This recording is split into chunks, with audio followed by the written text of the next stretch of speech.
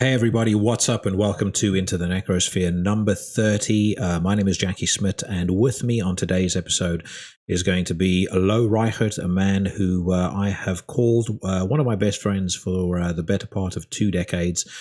He was also the frontman for a London band named Kopperhed, who put out, I think, their full-length album in 2011 or 2012. And then decided to call it quits when Low moved back to South Africa. But the real reason that I have him on the show is that I started to notice over the last couple of weeks on social media, and all over the news sites that people were bemoaning the fact that tours, shows, etc. were cancelled, and a lot of people, understandably, myself included, were missing the fact that they aren't able to see live music. So since Low and I saw probably about 100 gigs or so over the course of the 11 years that he lived in London, I figured that we would get together, shoot the breeze, and reminisce over the good times and some of the very funny stories and some of the great things that we ended up doing at a lot of the shows we went to. I feel like when you celebrate the good times, it helps you from time to time appreciate them when they come back, and they're definitely going to come back. It may not be until 2021 that we get to see a band play on stage again anywhere other than YouTube, but it will come back. And like I said, Low and I had lots to talk about, and it really was one of the fucking funniest conversations I've had in a long time. We've been meaning to do this podcast for a while now, and I'm pretty confident that you guys are really going to enjoy it. So that's coming up in just a few minutes. I am also, after the interview, going to grace you all with a exclusive. So I was digging through some of my old hard drives, and I found a clip of Low and I on stage with his band Kopperhed back in 2008 at a small venue in Holloway Road in London, which I believe has now been turned into a Costa Coffee. And back when they were playing, the tradition was that if I was at the show, I would jump up on stage and do the last song with him. So it was he and I closing out the night, me jumping around like a fucking idiot. I think attempting to do some cholo dancing as well at one point. So I'm sure you guys are going to find it amusing. I definitely got a kick out of it, and the sound is good enough that if you're watching this on, if you're listening to this on iTunes or Spotify and you're not watching it on YouTube, you'll still be able to hear what's going on. I am also going to be reviewing some new music. So after the interview, I'll be talking about the new Oranssi Pazuzu record, as well as the new Corpsing album. And I'm going to read some news. So stick around for that. Thank you so much once again to everybody who continues to send out messages to me saying they've recently discovered the show. They really like what I do. They're finding out about all sorts of new music, listening to it. That's really part of why I do it. So I appreciate those messages massively. And if you haven't yet started to follow Into the Necrosphere on social media, I am up on Instagram and Facebook at Into the Necrosphere, or on Twitter at iNecrosphere. So follow, comment, message me. Tell me what you like about the show, what you don't like. And if you're a band and you're interested in getting on, let me know. I've got quite a few guests lined up now. As a matter of fact, probably I was starting to have second thoughts about the number of interviews I actually have scheduled for this week, but it's going to make for some interesting content over the next couple of weeks, that's for sure. What else is there to say? Nothing. You guys will notice that if you're watching this, that I've got I finally got my hair cut. I started to look like I was standing in for fucking. I was trying to audition for the role of Tom Hanks's character in Castaway. But no, I finally managed to convince my girlfriend to cut my hair, because it was either that or the clippers come out. And if the clippers come out, the next thing you know, I'll get a bunch of people jump on social media and go, "He's joined the far right," which we know is never going to happen. But that is the intro done. I am going to leave it to Stellar Master Elite to help us get this motherfucking show on the road.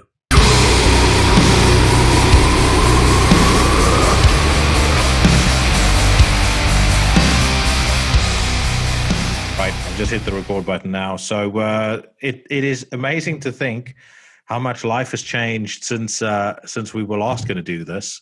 And I think just to reveal it for anybody who is listening, we did actually record an episode of the podcast together when Low came to visit me in December.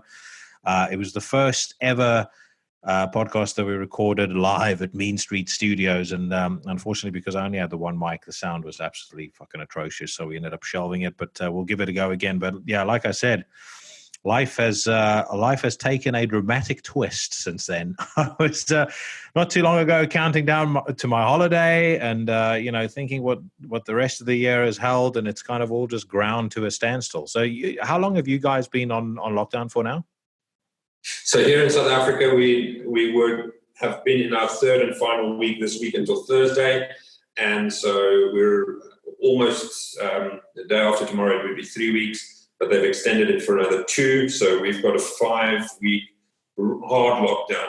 As different to your lockdown, we're not allowed to go anywhere except for emergency. We're not allowed to be out for a jog. We're not allowed to take the dogs out for a walk.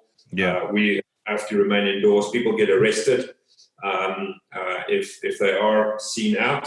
So our lockdown, 3 weeks in, 2 weeks to go. Really. Yeah. And how strict have they been as far as arresting people or finding people is concerned? We've got a pretty inept security force, both SANDF and police force. And what I meant by I don't mean disrespect by inept. It's just they are not well trained. They're not very good in these situations. Yeah. Everybody's got a mobile phone, so they record stuff, and so they're very scared to have another Marikana on their doorstep. So they do shoot people with rubber bullets. I have seen a video or 2 of that. Unfortunately, but people breaking the curfew. Unfortunately, the one guy that didn't get shot, he was the only guy that actually was behind his own gate. Oh shit! Yeah. So a dude was behind his own gate on curfew, and he got shot with rubber bullets. Yeah. Fuck the other me. guys. There's this big campaign called Justice for Peter or something like that. Yeah. But look, I don't think the police force can cope in the shanty towns and the locations. I don't think that they can cope there. South Africa only has, I think, about 12,000 policemen across the policemen. Yeah. We only have 12,000 policemen across the country. And I'd say of the 58 million, 56 million, however many we have, 50 million of them are probably, at least 45 million of them are living in shanty towns. So how do you police that? No, exactly. Well, it's kind of like, how do you test for the coronavirus in those areas as well? You can't really. Yeah. So, I know there's a perception in South Africa amongst the folks that live there that the disease isn't going to go to the shanty towns because it was brought in by wealthy foreigners, and I think that people that think that way are possibly lacking education or at least lacking in knowledge of what this thing is, and probably are braver than they ought to be based on the fact that they can't really test people there, so they don't know how severe the conditions are there. I kid you not, just before this lockdown, myself and Taryn, we were headed towards a bush lodge, and we thought we'd be there. We didn't expect a hard lockdown. Yeah. Anyway, en route there, we stopped at a garage, and this one lady saw Taryn walk into a bathroom, and as she saw it, she literally looked at her and said, "Oh, coronavirus," and she avoided her. And so you can already see out in the six, you can see that there is rhetoric going that it is the fairer skinned foreigner that has brought to Africa. Yes. Yeah. Well, in the UK, it is quite a bit more relaxed than it is elsewhere. The police have been doing all sorts of strange things, like tweeting these very passive-aggressive messages. There was one over the weekend, and I think it was Yorkshire Police or one of the boroughs in Yorkshire where the police tweeted this out. If you're thinking of driving to a rural picnic area, we're lurking in the shadow. So it was fucking funny. But by the way, did you see there's obviously I follow lots of car groups. On the one Yeah. car group, some guy posted that some guy was doing a 240-mile round trip to London, and he was traveling at 110 miles an hour when he got eventually pulled over by the police. And when asked what did he go and do, he went to London to go buy a bread because it's £1 cheaper. He obviously just wanted to get out. There was another guy, I think, that was pulled over for driving 130 miles an hour. And it was also I'm going to see if I can find the article, it was also some coronavirus related excuse, like I need to, hold on, 130 mile an hour driver. Let's see if I can find this very quickly. There we go. Driver caught doing 130 miles an hour claimed he was trying to avoid catching coronavirus. An officer stopped a driver who was speeding on the M25 at 130 miles an hour. His reply to why he was speeding was, "I thought the faster I went, the less chance I could catch coronavirus." Now, my only question is, how is someone with the intelligence to afford a 130 mile an hour car coming up with a fucking excuse like that? But yeah, I mean, it's not as bad as it is in places like France. I know in France you have to have a special letter from, or like a police letter or something that you apply for online, and you can't go out. Literally can't go out for any other reason if you don't have it on you. I think the first fine is something like €75, then it becomes 500, then it becomes 1,000. So and they've just had that extended now to the 11th of May. So yeah, fuck knows when we'll be out from under this thing, but. The point of doing tonight's episode, aside from the fact that we've been meaning to do this or retry our originally ill-fated attempt, was you and I spent an awful lot of time together when you were living in the UK, which that came to an end. You moved here around the same time I did in 2002, and you moved back in 2012, 2013? 2013. Yeah, so in that time... It was almost exactly 11 years. Yeah. So in that time, we spent an awful lot of time at gigs, and we figured that, considering the fact that I think there's every other person who isn't posting some sort of fucking bullshit challenge on Facebook is posting about how much they miss live music. We thought, instead of being all morose about what's going on outside, we'd reminisce in the good old days, because I do think we were very fortunate in that. There's maybe a couple of legendary gigs that we missed over the years, but I personally think in the time that you were here, probably up to about 2010, I think we really experienced one of the golden ages of live music as far as London, as far as the UK was concerned. And I think it'll be fun to talk about some of those shows and some of the stuff that we experienced there. The first question I wanted to ask you actually was, what was the first gig that you went to after you came to the UK?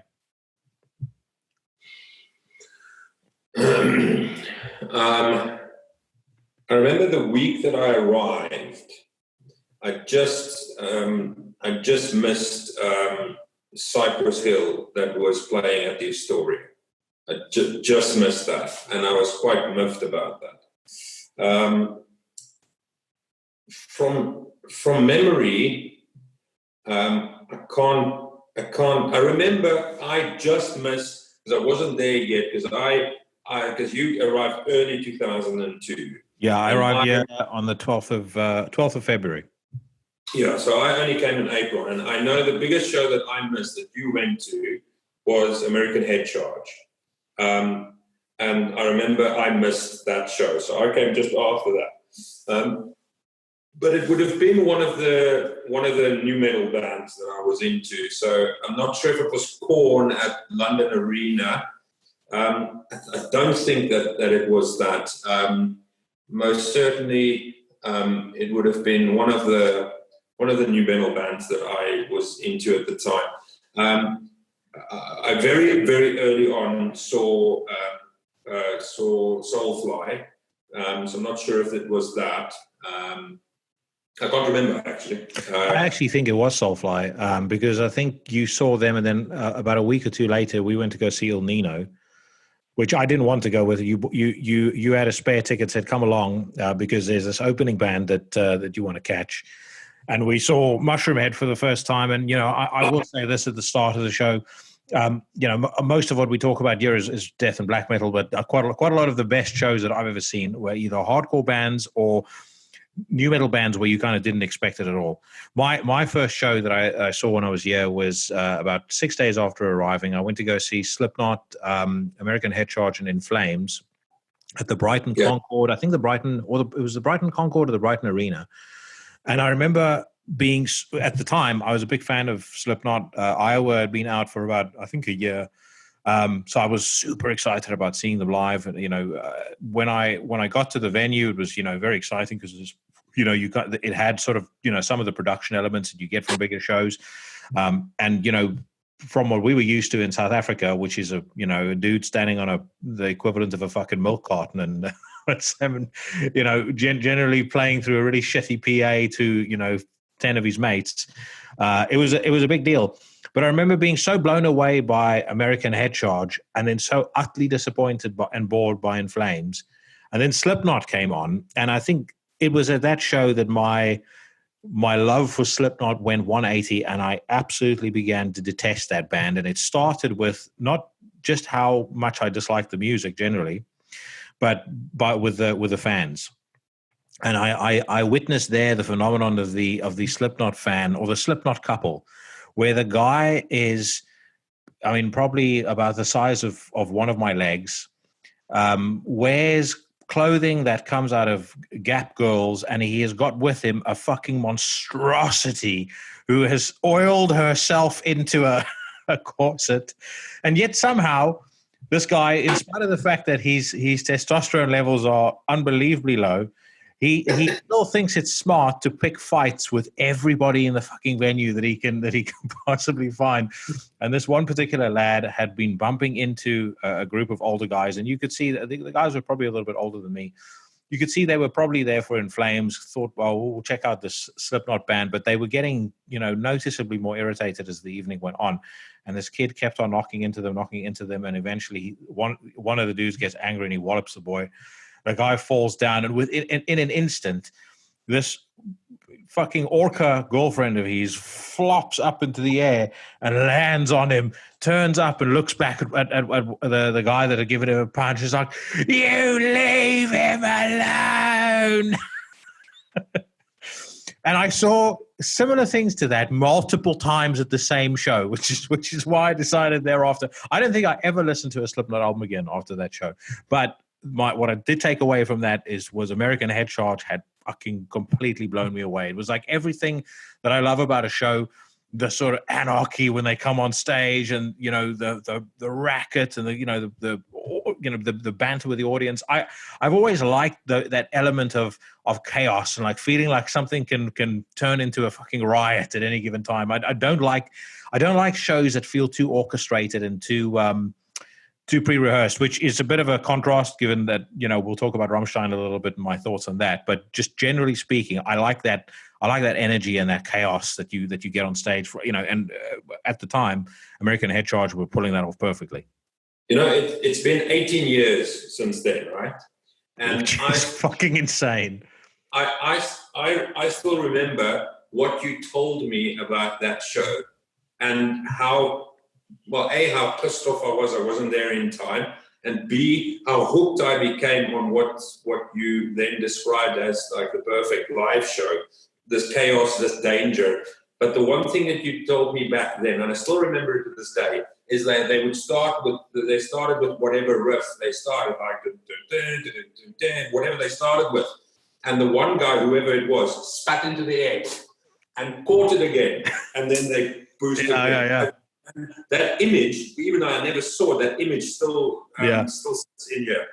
Well, they had the two keyboardists, and then they had Martin DeVoe. They had about 7 or 8 guys that would come on stage, and all of the guys looked like something out of fucking Mad Max. And it's not like they were wearing masks like Slipknot just for the sake of wearing masks. I mean, you can tell these guys are real-time fuck-ups.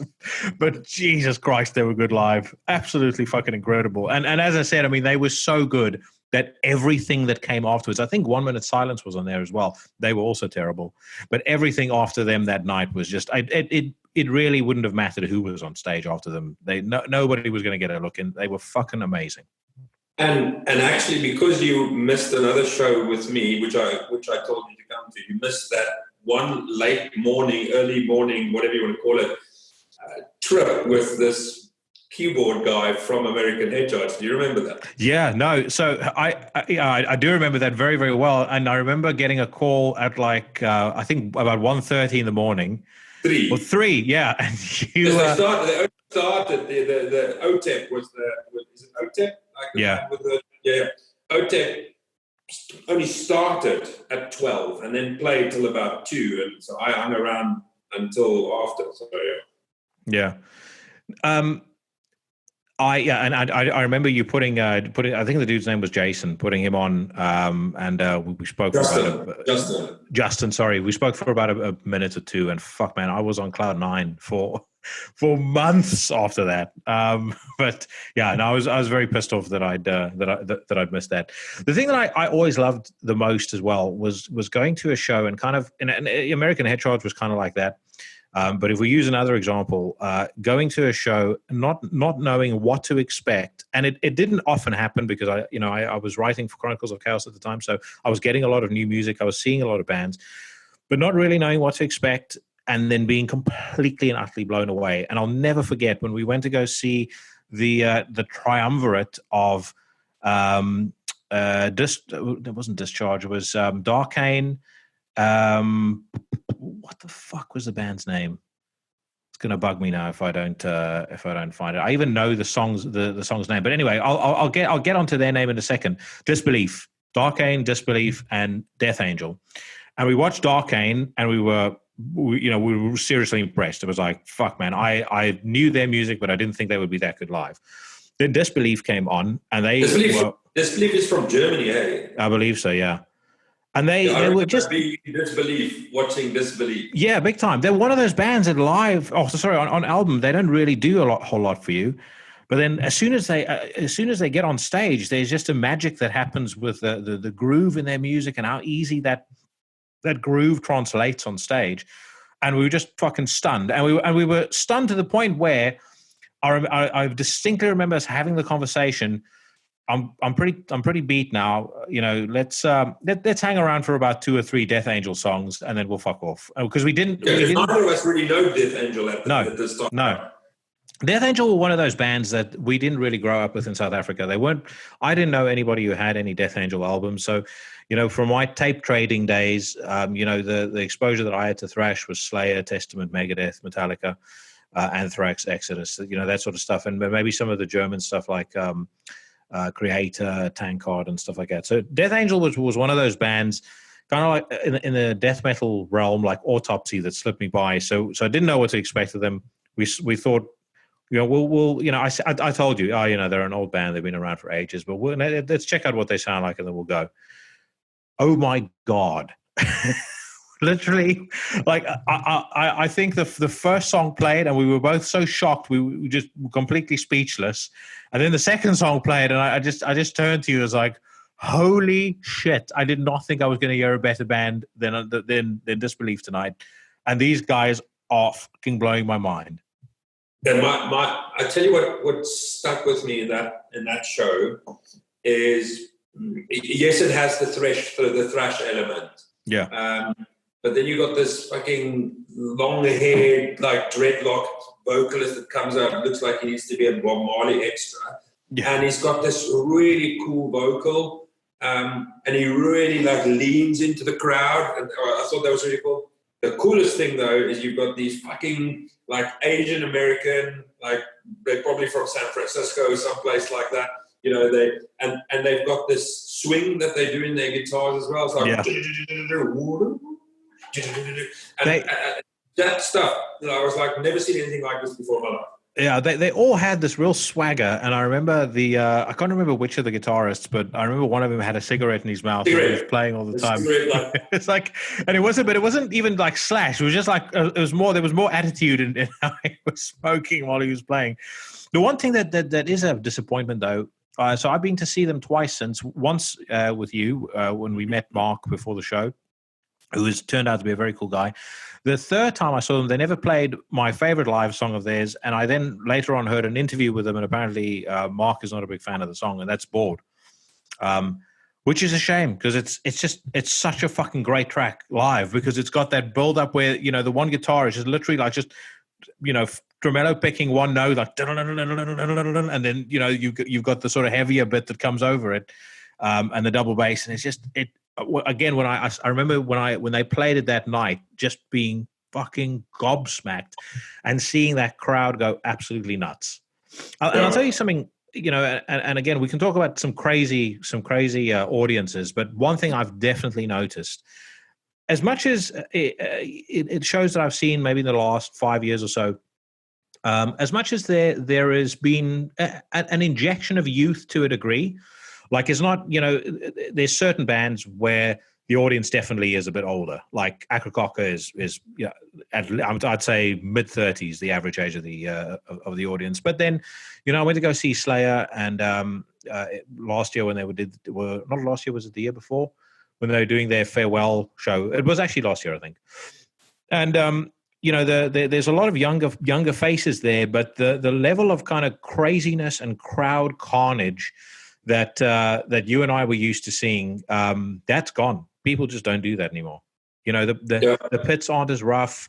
You don't see people being carried out on stretchers all the time. I know that there were times when that sort of shit used to really irritate me, but I do miss some of that energy as well, because what I used to really love, and I also feel like this is ties into some of the venues closing down and things like that. But what I used to fucking love is that anticipation. And you kind of sense that crowd is getting hungrier and hungrier and hungrier, and they start cheering the band's name. And then, finally, when you see the sound check guys on stage, they come up and they do their flashlight thing and play a little bit of, play the odd riff. And then when those lights go down and that fucking roar begins, like, Wah! And I think nowhere did you and I see that to a more spine-tingling effect than when we saw Slayer. It was the second time for me, I think, and first time for you. But I have no, actually no. It was the first time you and I saw Slayer was when Ellis opened for them. Yeah, and I mean that was a perfect example, because for some insane reason, so I don't know anyone who's listening to this who's never heard Ellis. Imagine a shit sounding Lacuna Coil. That's basically what they are. And anybody who has any sense or who's been to a Slayer show will know that's possibly the worst band that you could possibly put in front of Slayer. So yeah, I mean, those guys were getting the fucking worst reception, being booed and the shit thrown at them.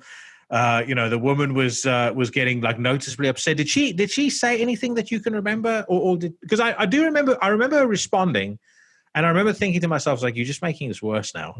You might as well just leave. I mean, I've to be fair, I've blocked that Ellis part of the show out of my head. In fact, I think I told you this. I have seen them subsequently at another venue. Yeah. And I think that Slayer get killed that bad. I don't think you recover from that.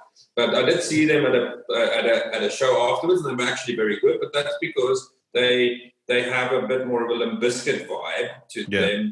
Guy with a muscle shirt and a chick in the band. I mean, just trying to put that anywhere in Slayer. But yeah, the Ellis part I've blanked out. But the gig I remember as if it was yesterday. Yeah. And of course, this was God Hates Us All time, right? Yeah, this was God Hates Us All time, and then they came back around the next year, and we'll talk about that show in a second as well, because there's some great memories from that show. But this was the first time we saw them on the God Hates Us All tour. Yeah, so at that stage, Lawrence was still very much a new metal kid. Okay. Yeah. So for those who don't know, they wouldn't, I guess.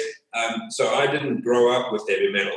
I grew up with generic pop music, really, and the first sort of like anarchist music I could get my clutches into was hip hop, and so I listened to rap and hip hop right up to the point where I kind of discovered, sort of, I'd say mid to late 90s, I discovered these hybrids where people are doing things with metal and hip hop, and Limp Bizkit even was maybe a part of that, and it sort of was like a gateway drug for me. And then I started normal journey into, and remind me to talk about this golden age that you referred to.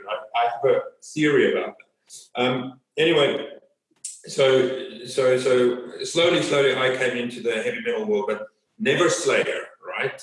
That's not something that someone who comes from the hip hop world might, the heaviest that I would think of back then, sort of, that I used to listen to in the sort of mid to late 90s was maybe Sepultura, because in Roots they sort of they combine certain like sort of rhythmic elements to it. So come new metal days, we're still not really at Slayer. But Jackie says we must go fucking watch Slayer. We must go fucking watch Slayer. I'm like, for fuck's sake, fine.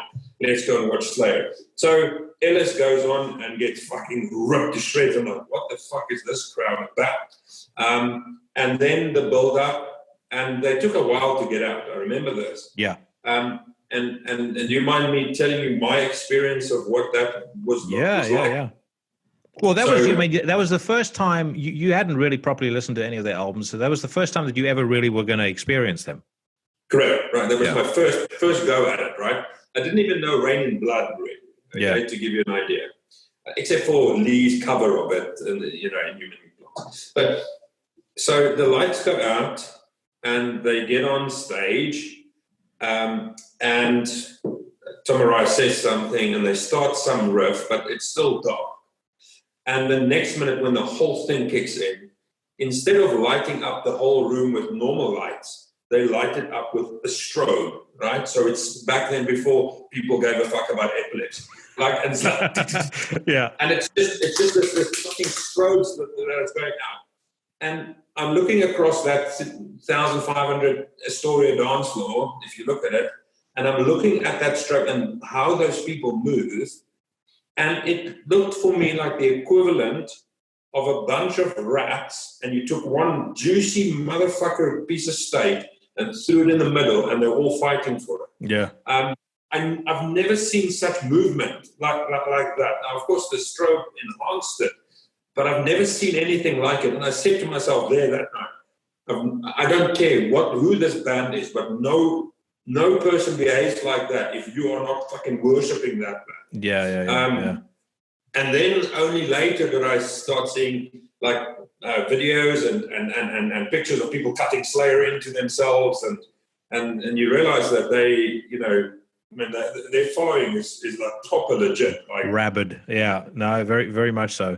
And then obviously we saw them, and that show to me as well. That was the first time that I'd seen them live myself. I'd obviously seen a lot of videos and stuff like that, and I'd been a fan of Slayer for a long time. But seeing them live that night, it was just it was incredible. And then we saw them again the year after. We wormed our way to the very front. We first saw Lamb of God play their first ever UK show. It was cool hearing Randy talk about that and knowing, oh man, that first show that he's talking about, it was on some documentary, like our first show out was out with Slayer in London. I was like, yeah, I was at that show. We were very impressed with them. And then Slayer came on, and I mean, they put on a fantastic set, and then they started playing Angel of Death. And I turned to you and I said, I wonder why they're finishing so early, because Angel of Death was normally the song that they would play at the end of every set. And then they played Angel of Death, and then they started playing Piece by Piece, and then they literally went through the entire Rain in Blood, and the fucking crowd every single time. It was the first time they'd ever done that, where they did Rain in Blood, like, their arguably most influential, most famous album as an encore. They did that. They did that whole thing back to back, and with every song, people were realizing what was happening, and they were getting more and more insane. And we were literally like clutching onto the front barriers. You're dealing with the people trying to crowd surf over you and kicking and going nuts, and the fucking crowd surge. But I remember when they did Altars of Sacrifice. I was yelling along to the lyrics like, enter to the realm of Satan, and Jeff looked down at me and just like nodded and smiled. It's like absolutely an incredible night. One of my favorite live experiences probably ever. Yeah, I'll say up there. So LA2 Biohazard is up there with greatest ever shows. One of those things that blew me. out completely, and then Eastpak Resistance tour as well. So that Slayer concert, the Biohazard concert, maybe Hatebreed when I saw them on their own as well. But certainly those three stick out in memory as some of the best I've ever seen. Well, that Eastpak Resistance show, I mean, that again was the amount of talent on one set, firstly, but also the amount of fucking testosterone on one set. It was like on one set, on one lineup. So you had, firstly, the absolute legends of UK hardcore, Stamping Ground, and a band who I almost feel in a way like when Stamping Ground called it quits, like a part of the London live scene to me died. Because there was like a spirit to what those guys did, and the crowd would respond to them so much because they were, they were local boys. So when they played, people went fucking ballistic. But they certainly helped get the crowd going.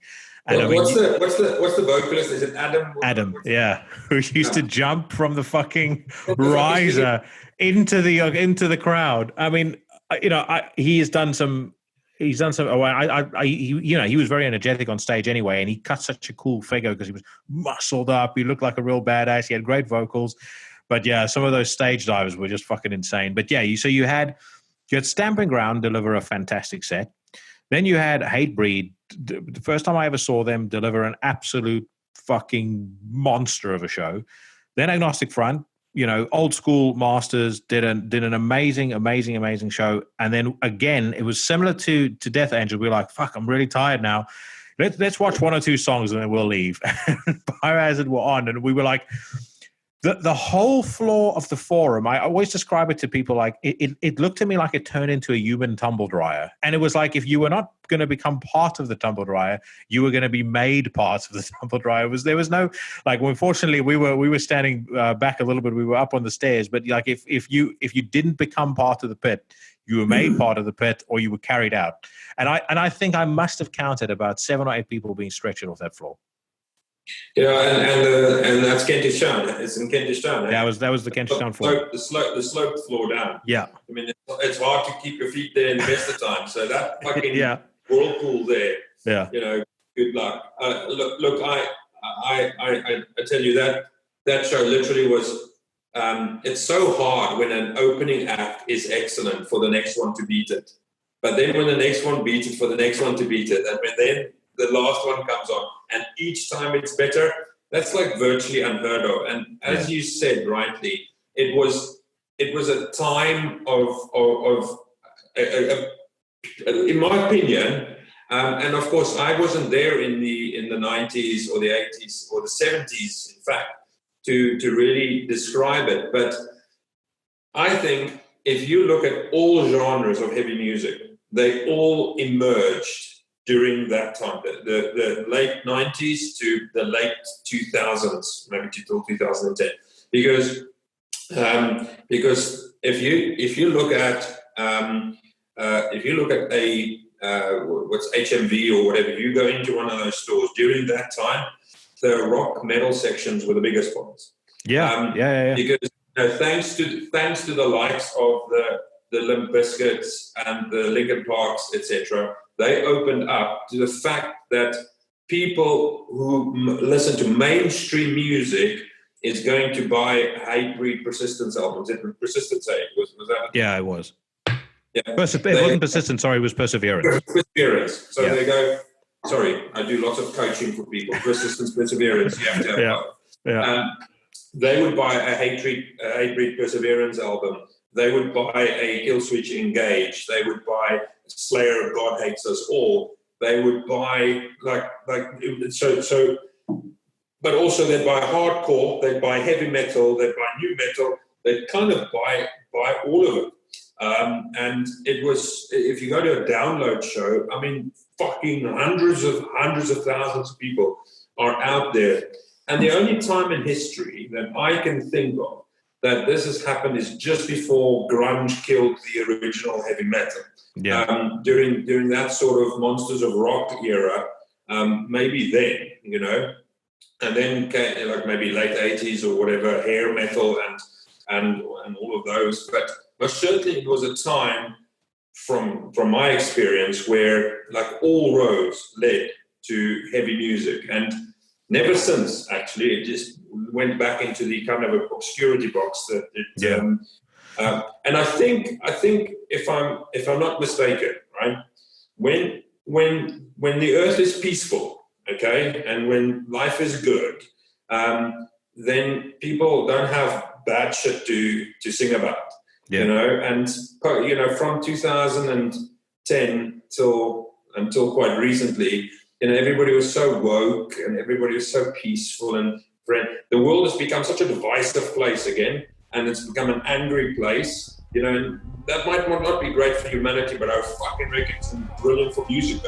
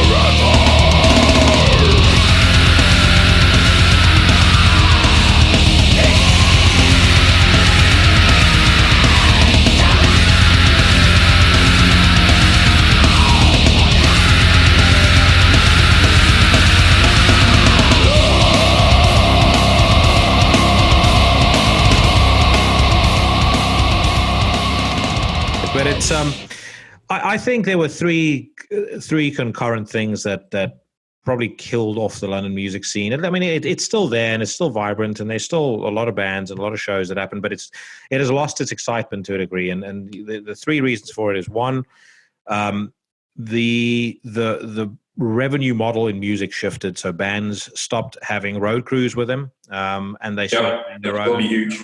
Yeah, and they started doing their own sound checks and things like that. And for me, I've spoken about it already a couple of times, but there's something magical about that build up.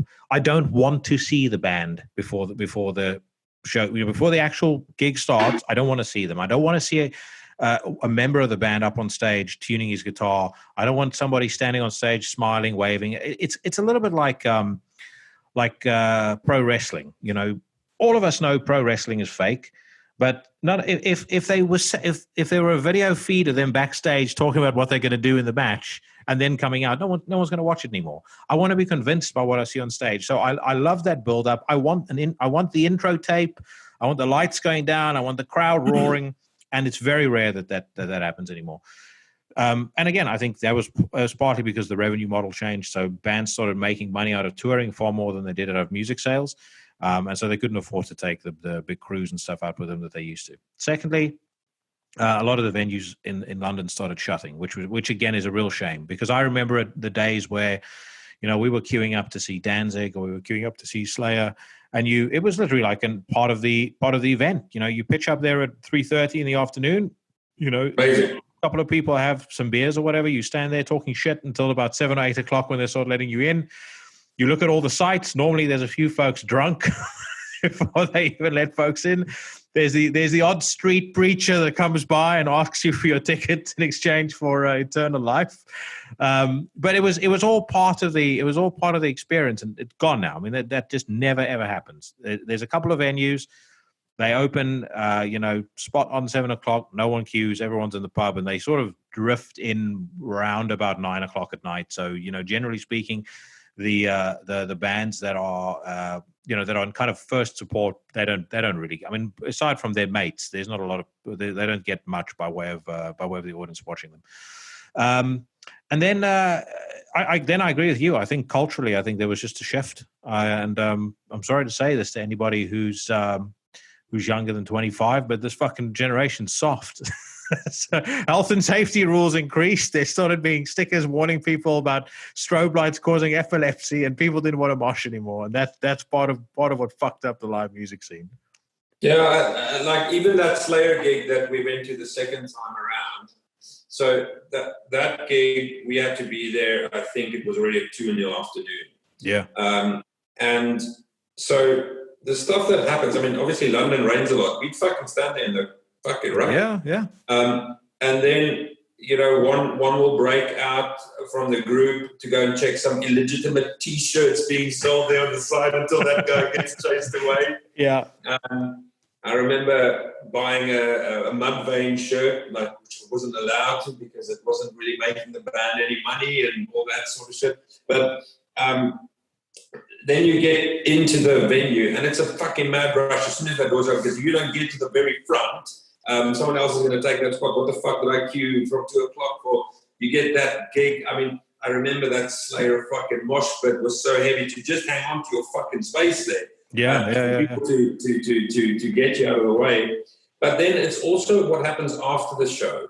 That and nowadays that also didn't, certainly from my experience, it didn't really look like it. It still was so cool. But after the show, you're now going to go, if you don't go into the private pawn shop next door, you're going for a street hot dog, and you're standing there and talking, and then occasionally one of those guys are coming out and you can catch a picture. I remember seeing Biohazard the second time. For some reason you couldn't see them, LA2, and so I took Chantel, our friend, with, and she's never experienced anything like that. So we watched it afterwards. We're standing, and Evan Seinfeld came out and took pictures with us, and stuff like that. It's the build up and it's the aftermath. And even when I used to be on stage, I was like, fuck, if the band's going to sit, there's no fucking way I'm going to get on stage. People are going to wait to see me. They're going to fucking switch off the lights. I mean, I was a nobody, so was our band, but they're going to fucking switch off the lights. There's going to be a fucking intro song, and I'm going to walk out and I'm going to hear all 7 people fucking scream, you know? Yeah. That mystery, that stuff, I don't care if it's 5 people in a room or 20 or 200,000, it matters to those people as a fan. So yeah, fuck yes. You know, you touched on something that actually got me thinking now. I think also part of this is the value that people place in music, particularly the younger generation, and it's not their fault. It is because everything is so freely available now. I've spoken so many times on this show about the fucking several miles that I had to walk to go and, pick up shit from the post office back when we were ordering things in South Africa. But, you're talking about spending money. Part of the reason you'd buy bootleg shirts is because you'd normally blown all your other money on CDs. I mean, literally, like me and you and me, and at least a couple of our friends would spend every cent that you have from that week. You would go to HMV and you'd buy everything that you possibly can, and the next week you'd repeat. So, I think because we place such a high premium on it and we place so much value in it, I think the response is that much more emotive and that much more visceral when you see your favorite band on stage or when you meet somebody that you really like or because you literally invested in it. Yeah, 100%. But the other thing also is because the world has become a digital world, there isn't for you to become a band mainstream. I don't mean like mainstream music, but to be a mainstream heavy metal band, the amount of fucking hurdles you would have needed to go through to get to the record label, for the record label to put your CD out, you have to be the absolute fucking pinnacle of your game. Yeah. No matter which band you see, but if they've got a record contract and the record label pumped a lot of money into them, musicianship-wise, they were fucking excellent. You might not like their music, etc., but there was an enormous amount of graft that had to go in. Right now, me and my band can get together in this fucking room, we can record a 1080p video with high recording equipment, boom, put it on the internet 5 days later, and we can go viral. But it's not the same amount of blood, sweat, and tears. Yeah, I agree. That goes into, and so as little as what people pay for music, their access to music is so vast, and also people's attention spans are like fucking goldfishes now. So flavor of the day is not for years anymore. It's hardly for months before I can go on to the next one. Because I invested nothing into that one, I can easily go and shift into it. Yeah, you invest a lot of money into one, you're going to fucking stay there. Yeah, no, you're 100% right. You're 100% correct. I just remember 2 fucking hilarious stories that happened at shows, and one you were there for, one you were not. So I'll talk about the one that you were not there for, and the other one that you were there for, you're going to remember when I start mentioning it. But just crazy shit that people in crowds have shouted at bands. I remember watching Anthrax. It was either Anthrax or it was Fear Factory at the London Astoria. And they had this unbelievably shit band from Brighton called Johnny Truant opening for them. I remember Johnny. Yeah, and the singer for Johnny Truant wasn't the most masculine fellow, and also this was a very pro. It was definitely Anthrax. Now I remember it was a pro Anthrax crowd, so we're not interested in seeing this fucking band. No matter what they had to offer, the band, the crowd were not buying it. So anyway. They're probably about 4 or 5 songs in, and there is dead silence. Literally, you could hear a fucking pin drop in the Astoria, and a dude yells out randomly at the band, "You suck, and you're gay." And this guy makes the worst mistake a frontman could make, and he actually gets antagonized by it in response to it. Like if he had turned around and he had said, "Yeah, I am gay, so what?" The guy he would have looked like a real dickhead. But instead, the Johnny Truant frontman goes, "Whoa, who said that? Who said that? You might think I'm gay, but I'm not. So this song goes out to you." I think they had to cut their set short about 2, 3 songs later, because by that point, the boos just got so loud that they couldn't deal with it anymore. But then the next one was, You and I saw Marilyn Manson at the Brixton Academy. And I mean, Marilyn Manson were abysmally disappointing. And that's another band that as soon as I saw him live, my enjoyment of his music went exponentially down the drain. But they had Queen Adrena opening for them. Can you remember what happened when she had finished her first song? She's like, "Hello, London." Quiet, total silence. "Show us your boobs."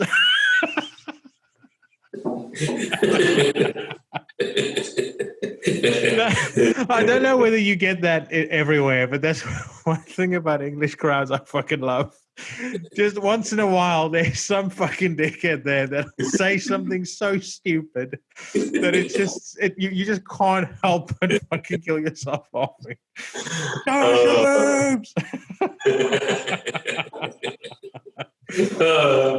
Fuck. Today that person will be thrown out for gender or whatever. Oh, dude, people would lose their minds now. I spoke about this to someone a couple of episodes ago, and I know you know the story too. But again, great example of stage banter. Jason from Akakaka playing. They played their first song. He goes, the crowd is like, "Yeah," screaming as soon as the song is done. He goes, "We hear you, London, and when we hear you, he hears you." Points down. And he said so many fucking classic things on that show as well. I mean, I remember right at the end, he's like, "Join us, London. We are going down to hell." And they've got a song called Hell. They're sort of playing it. Well, that's one of the things that I thought, especially after the first Slayer show that I've seen. Tom Araya's things that he says to the crowd. Brilliant. Is genius. Genius. He's the only guy that can get away with smiling when he's talking to the audience, because there's like a menace to his smile, like a nice grandpa, but you know he's carrying a shotgun next to his chair. But I love the thing that he does. My absolute favorite part of any Slayer show is as soon as he goes, "Are you ready for war?" and everyone's like, "Yeah." "Are you ready for war?" And then "War Ensemble." Then you just know that the other lose one their shit. is where he goes, "Are you ready to die? Are you ready to die? This is called mandatory suicide." Genius. Absolute fucking genius. Now, you and I have also had the pleasure of seeing together Rammstein. Were we together for Rammstein? Well, Brixton Academy was the first one I saw them, and they had we did see that. So we were together for that. We weren't together when you saw them the O2 though. Yeah. What's the cello metal guys? Apocalyptica. Apocalyptica. So they had Apocalyptica open, which I know you probably don't like. I absolutely loved. I was like, "Oh my god, that's fantastic." Yeah. So they had Apocalyptica open, and then they played, and then I was like, my life has just like literally gone up a level. I had a religious experience at that. Yeah. No, I very often tell people when we talk about live bands, I never mention Rammstein as my favorite live band because I don't think it's fair to compare them. I genuinely No, it is literally taking WWE production and sticking it into music. I mean, the show they do, or they have done on this on this current tour, is basically like recreating the set of Mad Max Fury Road and turning that into a show. It's fucking astonishing. I literally have no words for it. And they're one of the few bands that manages to get that high level of production into a show and still manages to somehow retain that sense of menace and that sense of kind of like, I don't know what's going to happen next. I mean, even though you know that it's heavily rehearsed and it's, you know, there's a hell of a lot of planning that goes into that. There's still like a spontaneity to it as well, which I absolutely love. Another great memory that just came to mind now, band whose t-shirt I'm wearing now, Deicide. You weren't there for the show, unfortunately, but I remember queuing up to see them at the LA2 at the Mean Fiddler. And I remember seeing this guy walk past with this half-drunk bottle of Jack Daniels in his hand, and I suddenly clocked, oh shit, that's Glenn Benton.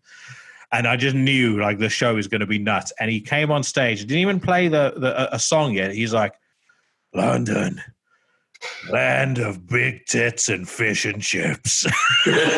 You knew he was so fucking drunk. And then, I mean, they ripped into one of probably the best sets I've ever seen them play. But yeah, what a fucking show. Now, let's be honest. It is the land of big tits and fish and chips. Fish and chips. Now, mate, I've been doing some digging around the archives, and I'm gonna set something up here. Now, you obviously hinted earlier at you being in a band. I'll choose the best one and I'll edit it in when I kind of do the edited version of the show. But I wanted to reminisce about the good old days of your band, and of me popping up on stage with you at the end of every set. At least the ones that I was there for. And actually, that's another one of my favorite live stories. So can you see my screen, by the way? Yeah, I can see you. Yeah, one of my favorite live experiences. Can you remember that show that you did back in, I think it was fucking Woking or some, like a place near to Brighton. And the guy in the audience had a sombrero and basically like threw it at you. You grabbed it, threw it back, and somehow it just managed to sail in and just landed straight back on his head. But right, I'm not sure if the sound's going to come through, but let's see if it does. So this particular one, I've actually found four different recordings of some of the shows we did. So this one I think was at the is it the Dublin Temple Bar, that place that's just up the road from the Underworld in Camden? Yeah, maybe. Right. Now, where's the sound at? Oh, there we go. Can you hear that? I can hear it.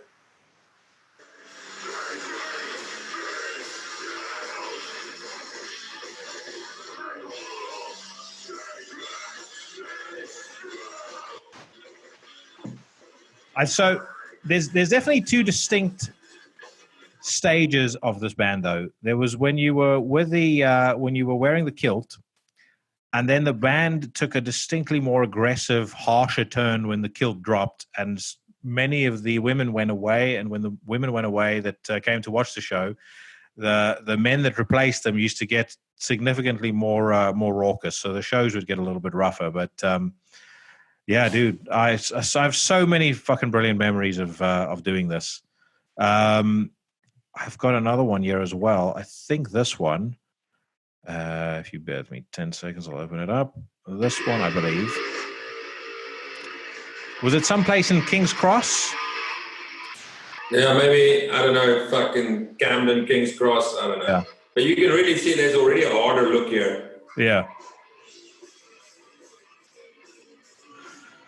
Badass. Yeah. Oh, it was so much fun seeing this, and like I said, at the end of the episode, I'll chop in one of the best ones. People can see it. Well, this looks like that place that closed down in Holloway Road. It is. I think it is. It's now a fucking Costa Coffee or some shit. Yeah. Like it's also back when I kind of still had hair. Yeah, and back when I was thin. I was significantly thinner here as well.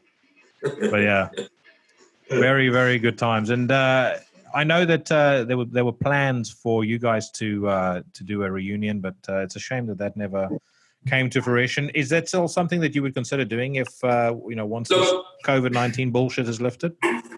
I'll do it. Mainly because it was such a long period of my life and such a big passion project that I'm pretty sure that there's at least 10 people in London that would remember us and that might picture, So it'd be nice to do a show again. It'll be nice to be on stage with those guys, stroke girls again. The other thing is, though, if you've got one guy who lives in Spain, you've got one guy who lives in South Africa, you've got one chick who's, I don't know, in either South Africa or fucking UK, I'm not sure. The other one's living in the UK, the other one's drumming in fucking Brazil. How do you bring them all together, and how do you get to practice? I'm not sure if that works, So So I mean, I'll be up for it, but make no mistake, no matter how good or shit your music is, in order to get on stage, you need to be on point. You know, Yeah. There's, I've got, I'm allergic to imperfection, so whatever we're going to do, we'll do it proper. And so if it gets done, it's not just I rock up on fucking Friday to rehearse and we're going to gig on Saturday. No, definitely not. I remember the first time that I was on stage, and again, this was with you as well. It wasn't with your band, but it's when we did a show back in our home country at the Bloemfontein Showgrounds. That fucking Spring Rock Fest, dude. That was a big fucking show. Yeah, there was about 600 people there. I know we were talking earlier about most shows being, on a fucking milk carton, but once in a blue moon. And kudos to you because it was your brainchild, the Spring Rock Fest. It was you that organized it, right? Yeah. No, you organized a hell of a shows. Run. Very, very, very professionally. Great sound. Everything was fucking great. Lights on stage and stuff. And it's those lights that I underestimated because I remember getting on stage, going fucking hell for leather for the first song. Second song, I'm like, good God, these fucking lights are quite hot. Like carrying on. And then by the third song, I actually had turned to prayer. I was like, Jesus, please don't let me fucking pass out on stage. And if you see, I've never in my life seen someone gas out like that. Oh my God, mate! If you see like the first couple of songs, I look absolutely fine on any of the photos, and then like from about song number 4, fortunately only 6 songs that we played, but like from about halfway through, all of the fucking the photos, I look like I'm either a member of the cast of The Walking Dead, or I look like I'm about to die. But yeah, what a fucking experience! The next weekend we went to Johannesburg. And I was too much of a cheapskate to buy any beer or any drink from the bar. So the show was sponsored by V Energy Drink. I ended up drinking 14 cans before I went on stage. Played probably the best show that I had played up to that point and ever would play. And I couldn't sleep for about 3 days. So I went to 2 different extremes. Back when energy drinks had some really dodgy shit in it as well. Oh fuck, dude! I bet you this would never pass the fucking FDA approval test or anything like that now. Dude, I'm going to let you get out of here. Thank you so much for coming on. I'm so glad we finally got to do this. I know we've been threatening it for a long time, but it was fucking awesome having you on. We definitely need to. I mean, there's still a whole bunch of shows we can talk about. But we need to get back on again and do another one in the not too distant future, or talk movies, talk music, and talk about stuff that's not career limiting in this day and age. So, but thank you very much, man. And I'm really bummed I didn't get to see you in March, but we'll hopefully see each other in December. Yeah. Look, we're definitely coming over. Maybe we'll do this one again. Do another show. I agree there's fuckloads more to speak about. And I'm kind of glad the sound was cut on the last one because I don't think we did as good a job as we did tonight. So I think it's good. Awesome. All right, dude. Well, thank you very much, and I'll see you soon. Keep it real on the streets. Take care, brother. Cheers.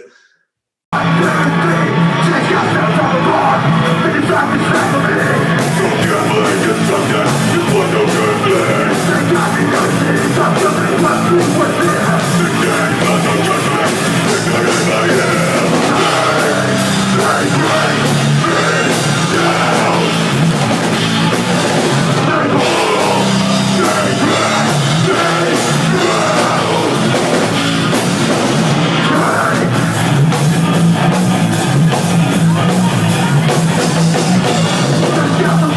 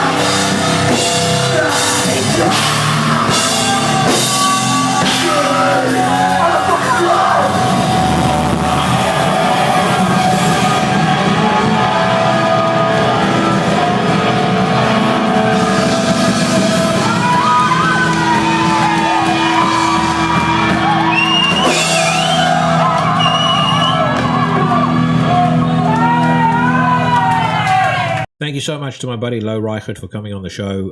Had a blast talking to him, and he will definitely be back. I hope that you guys also enjoyed that clip that I posted for you at the end.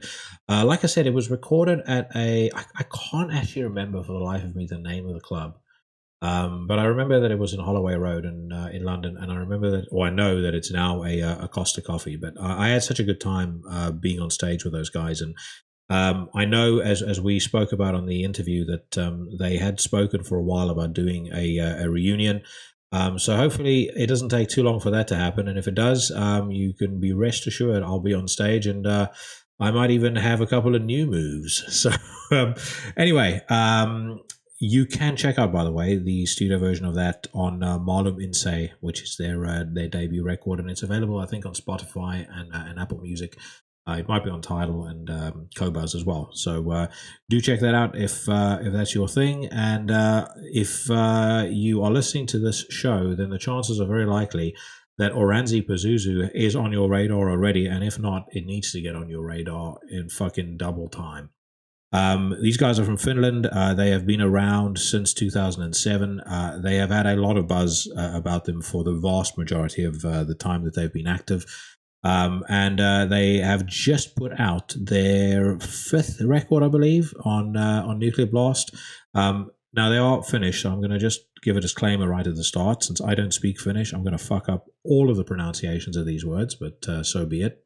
But Mistaren Kinsey is the name of the record. It's out on Nuclear Blast, and the only real way to describe this is to say, first and foremost, in a nutshell, it is the biggest mindfuck that has been recorded maybe of all time. I mean, I think philosophically they share a little bit with Ruins of Beverast and Exuvia in particular, in that it's a progressive record. It's got black metal at its heart, but there's so much more that's kind of layered on top of it.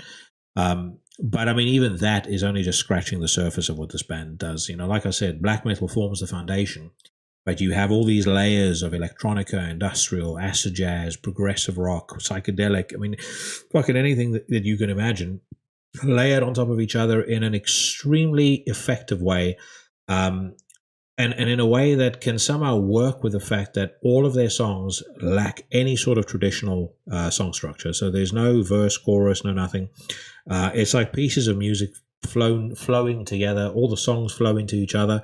And when you are done with the record after 50 minutes, I guarantee you are going to want to listen to it again.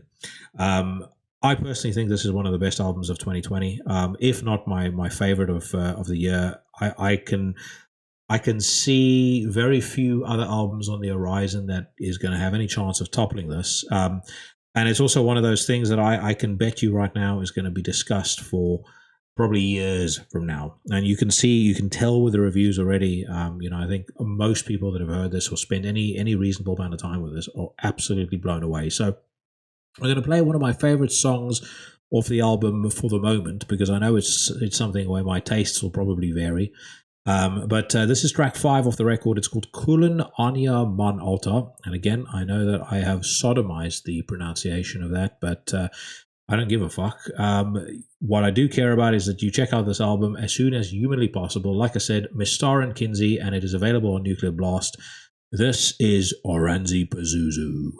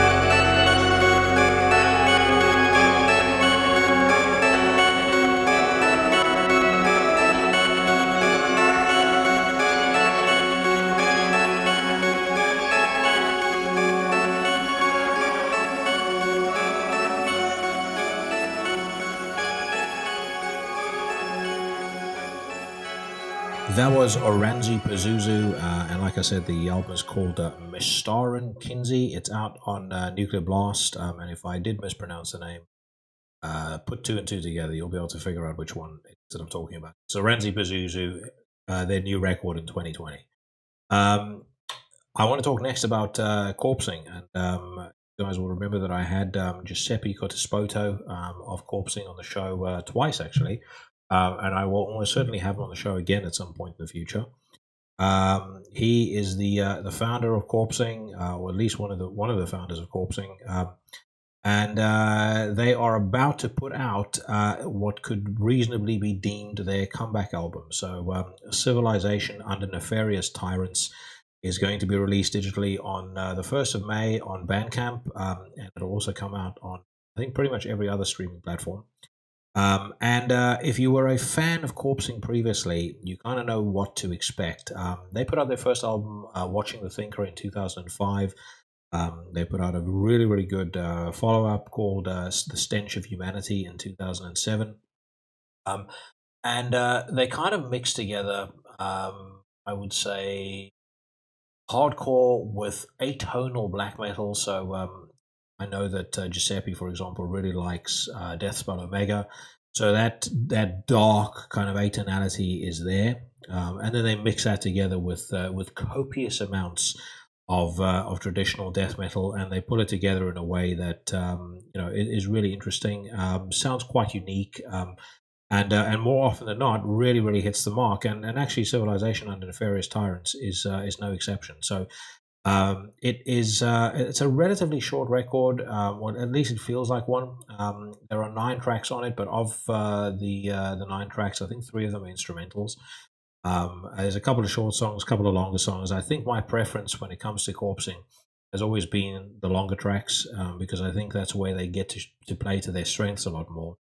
And I feel like it lets the creative energy in the band breathe a bit more. So, a good example for that, or of that, to me, is the song that I'm going to be playing, a track called To Thine Own Self. And really, for me, this is where the band shines. You've got the aggression, you've got the heaviness, you've got that atmosphere and that kind of dark, brooding feeling. And they sound very distinct and very unique. So that is the track that I'm going to be playing. I do want to remind you guys, Civilization Under Nefarious Tyrants, I think the Kickstarter may still be ongoing at the time that I'm actually recording this. So they've got actually, no, I'm wrong. That ended a couple of weeks ago. So what I will say there is, if you did contribute to it, you are going to be receiving a very cool vinyl when the album comes out. And I don't know if they're going to do T-shirts or anything, but I know they had some other cool stuff on there, like guitar lessons with some members of the band. It's too late now. He who waits masturbates, as they say. Anyways, back to Corpsing. Like I said, this album is out in a couple of weeks' time. If you like death metal, if you like black metal, and if you like hardcore, these guys mix it together very, very well. You can hear. You could tell from the conversation I had with Giuseppe that the band really poured their heart into this. You can tell it from the record, and they are most definitely well worth your attention. So this is off their new record, and like I said, the track is called To Thine Own Self.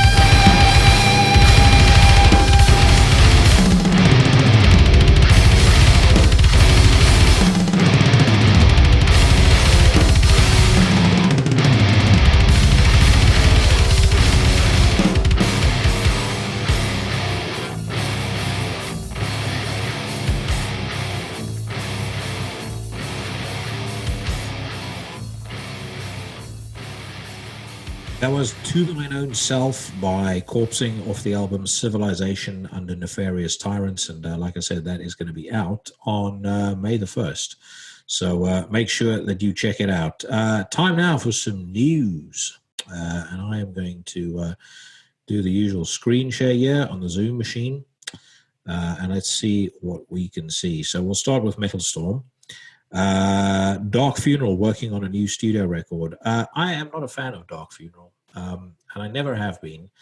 I find their music to be incredibly basic and boring. And this is why they did not feature on my top 50 favorite black metal bands. I don't really understand how people or how bands like that continue to maintain their fan base when there's so much fucking cool music coming out in the genre and bands that are doing things in an interesting way and in a different way, where all that Dark Funeral can do is take their Iron Maiden riffs, tremolo pick it over blast beats, and then have the typewriter vocal pattern. So,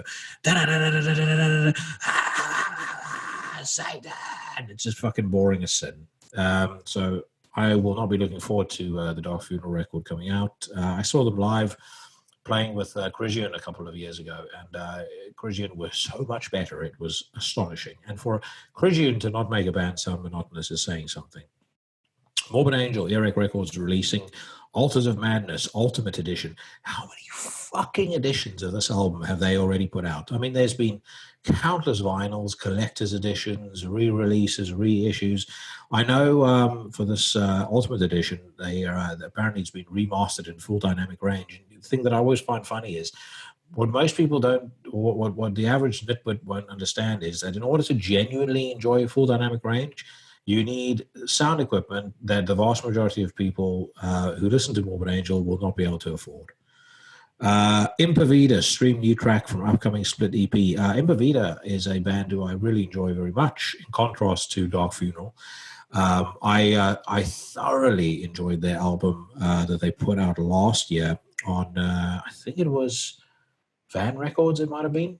But yeah, I'm very excited about that. I was supposed to have Dennis from Impavida on the show, and we exchanged messages. He said he'd love to be on. I said, let me know when you're free. And then he closed down his Facebook account and promptly opened a new one. So either he was desperate to not be on the show, or he has himself a fatal attraction.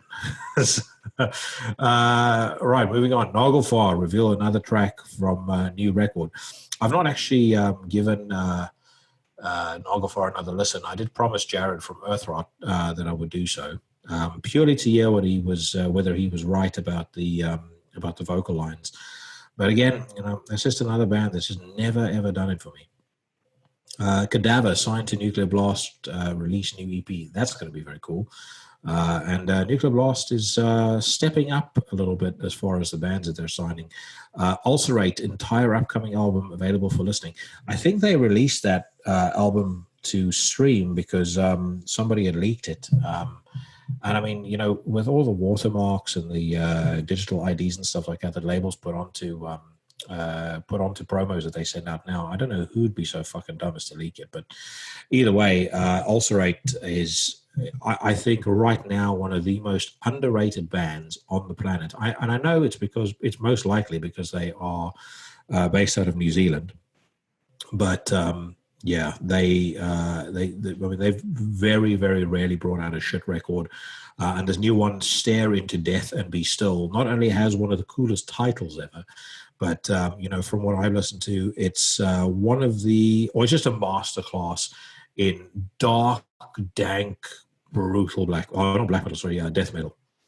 What else do we have on Metal Storm that is worth paying attention to? Lockup, drummer Nick Barker left the band. That was fucking shit news. I love Lockup. I like Lockup with Thomas Lindberg on vocals. I even liked them with Peter Dachter on vocals. And I thought that the previous record that had Kevin from Broken Hope on was awesome as well. And it reiterates once again, I'm sure I've spoken about it, but I'm going to say it again. I think that Shane Embry is one of the most underrated and undervalued songwriters, not only in metal, but in music generally. I mean, the amount of cool stuff that this guy is capable of churning out, and the amount of consistent quality that he's capable of delivering is just absolutely fantastic. So I hope that, Nick's leaving the band doesn't mean the end of the band. But I don't know why Nick wanted to leave. I know he's got a few other things that he's working on. But good luck to him and Lockup. The world needs another one of your monstrous records, one of your face rippers. Sinister streaming track from upcoming record. I've listened to that track and I didn't really care for it very much. I am a very, very big fan. Now, speaking of underrated, I'm a very big fan of the first three Sinister albums: Cross the Sticks, Diabolical Summoning, and Hate. I think Hate can be a little hit or miss. There's a couple of incredible songs on there. But Diabolical Summoning and Cross the Sticks are fucking amazing. And I bet if those dudes had lived in Florida, I can guarantee you they would have been one of the biggest death metal bands on the planet. Because obviously they came out around the same time, maybe a year or so after the big Florida explosion. But those first three albums were magnificent. And I will discuss that in more detail on my upcoming Death and Grind special. I still haven't finalized what that top 50 list looks like, but I'm going to have some cool guests doing that with me. And actually, I can reveal some guests right now. So I mentioned at the top of the show that I had some cool folks lined up. I've got Charlie from Abysmal Dawn. I'm supposed to record an episode with him this week. I'm going to be recording an episode with Damien of Broken Hope. So in part, I was interested in talking to him because his day job is in dog rescue, and I like dogs. And I think Damien is one of the baddest dudes to grace a stage. So that's going to be a fun conversation. And then I'm also going to have my buddy Lee Vollenschlager back on the show. I thought it'd be interesting to talk about his first experience of touring with Malevolent Creation. So, boyhood dream comes real, and then you get to see what it's like being on the road with a working band like Malevolent Creation. And then I've also got my buddy Lee Orsifer coming back on. So so like I said, lots of very cool stuff in the pipeline. What else is on? Yeah. Nothing. We spoke about Abigail Williams last week. No need to talk about it again. Let's move on to Blabbermouth. First one, Rob Flynn, Machine Head shows. This is how he would have said that. Machine Head shows will probably not resume until summer of 2022. Okay. What a fucking douche. Hopefully they never resume again. And why until summer of 2022? I mean, Jesus Christ, the fucking... I know shows in 2020 are ongoing ahead, but, I can't imagine that we're still going to be on... Hopefully we're not still in the situation by 2022. But anyways, Lamb of God self-titled album pushed back to June. I bet that's a pressing issue. Like I said a couple of weeks ago, though, I'm very, very much looking forward to that. Slipknot announces 2021 edition of Knotfest Japan. Now, I know I rag on Slipknot an awful lot, but I'm going to say this. As much as I think that Corey Taylor is a dickhead, I'll tell you what that guy can do extremely well, and that is sing Van Halen's "Ain't Talking About Love." There's a couple of versions that he did with Camp Freddy, which I think was Dave Navarro, and a couple of other fairly high profile musicians. I think John Five from Rob Zombie was in there as well. But fucking hell, man, that dude was born to sing that song. I mean, it is absolutely fantastic. I think there's another one where they did "Running with the Devil," which was really cool. And he also did a cover of Nirvana's "Lithium," which I was like, fuck me. So, I don't like Slipknot. I think their fans are wimps and geeks and nerds and losers. But the one thing you can never take away from Corey is he is one fucking hell of a singer. Right, let's move on. How did Testament members contract COVID-19? Alex Skolnick weighs in. He seems to be weighing in on an awful lot of stuff lately, but I'll give it to him. He probably has firsthand experience of why these folks got sick. I really do hope that Chuck Billy is feeling better now. Like I've said, love me some Chuck, and I also don't want anything bad to happen to him because he is a fucking amazing vocalist. Dee Snider's live DVD CD for the Love of Metal tour to arrive this summer. Now, I've also hated on Dee in the last couple of weeks, mostly because I've got no interest in hearing his views on politics or the handling of the coronavirus. But again, I was having a listening session on the sofa with my girlfriend, and I was playing a bunch of old stuff. I was listening to Wasp and Venom and all sorts. And I listened to the B-side of the Big Hits and Nasty Cuts Greatest Hits record that Twisted Sister put out. And there's like an old show from the Marquee on there. And they do a bunch of stuff like Run For Your Life and Tear It Loose. Run For Your Life is a fucking great song, as is Destroyer as well, which is on there. So again, D. Snyder may be a fucking dickhead, but I will give him his due. He was a great front man on his day, and I mean, there were a couple of those Twisted Sister songs that had some real attitude.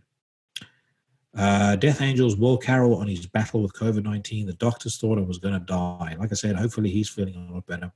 Low and I spoke about Death Angel and what a band to see live. I was just so disappointed when I heard Mark saying that he doesn't like doing Bored.